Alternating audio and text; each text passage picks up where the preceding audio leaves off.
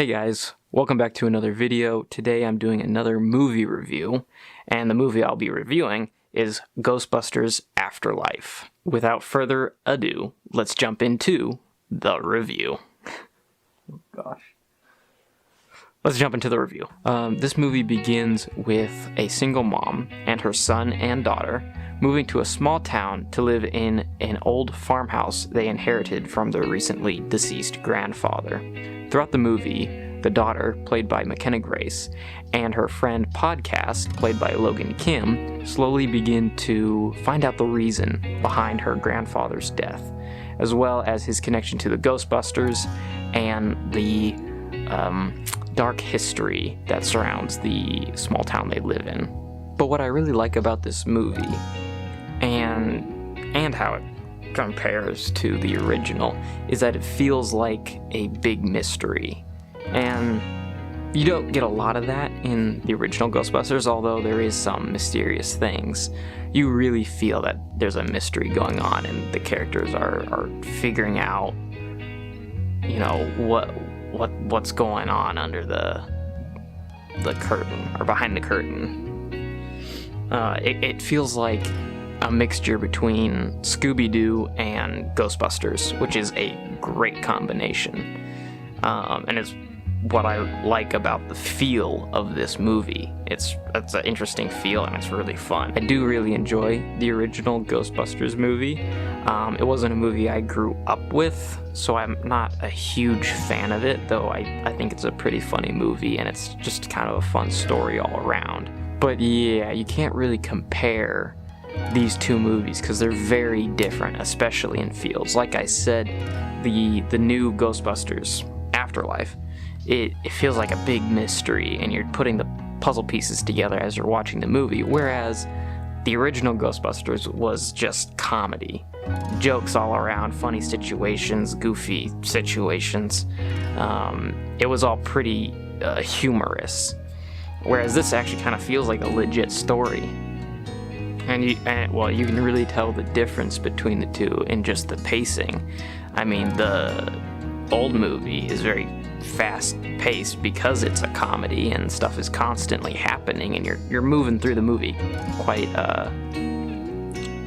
quickly.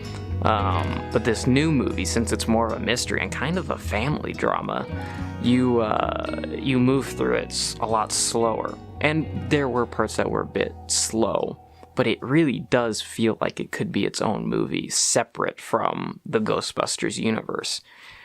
Which brings me into one of the things I didn't quite like about it. How should I phrase that? I mean, this movie feels so separated from the Ghostbusters movie, yet so tied down by it. Because it's a great story, but it relies so heavily on being a sequel to the Ghostbusters, if that makes sense.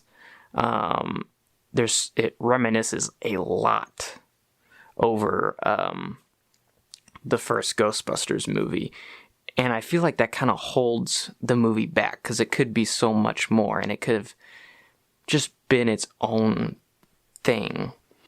It relies a lot on giving fan service or references to the original Ghostbusters when it really kind of, I thought, needed to be its own story, separate from the Ghostbusters. But even with that said, a lot of the references are really fun.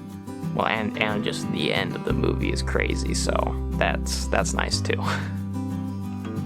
But like I said, I mean, the whole finale is a big reference to the original Ghostbusters movie, so.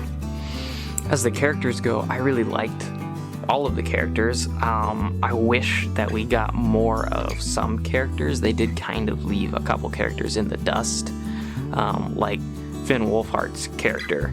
Doesn't get a lot of screen time, and I kind of wish we got a bit more of him and his character, as well as Paul Rudd's character. Paul Rudd is hilarious in this movie, and I did not get enough of Paul Rudd.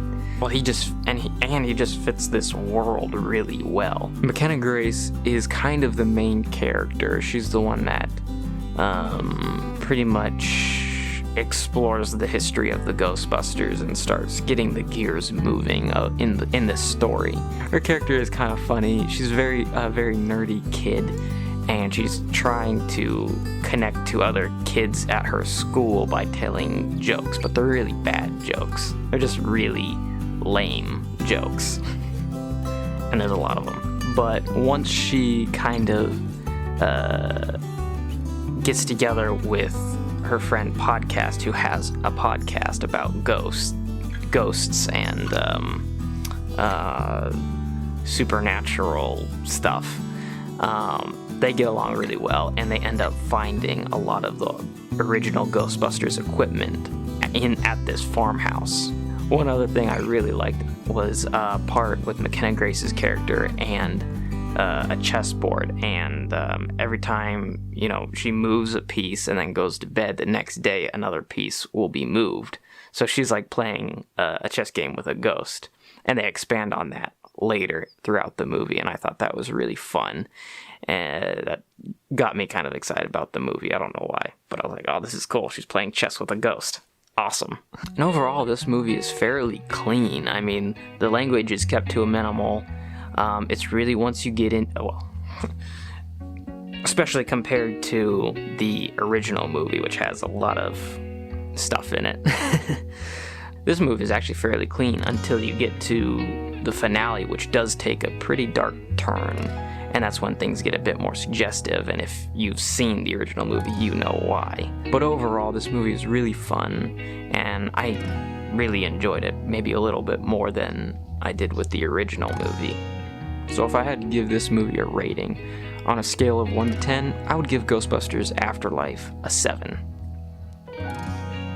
This is really a great movie and super entertaining and funny, so I would highly recommend watching it. And the nice thing about it is you don't necessarily need the original movie, so if you haven't seen the original movie, you could pretty much pick up this one on its own, though I would recommend watching at least the first Ghostbusters before watching this one. But yeah, it's so fun. Paul Rudd is hilarious. Watch it for Paul Rudd.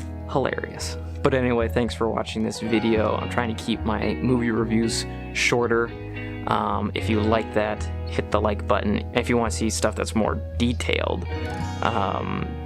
leave a comment below, and I can do some of that stuff too. If you want to check out some other reviews I did a review just recently of Superman the movie and Dune. And I'm pointing here and here because I'm going to try and put a link to those videos here and here. But if nothing shows up, you know that I didn't do that. So thanks for watching this video. Please like and subscribe. Check out my other videos, and I'll catch you later. Bye.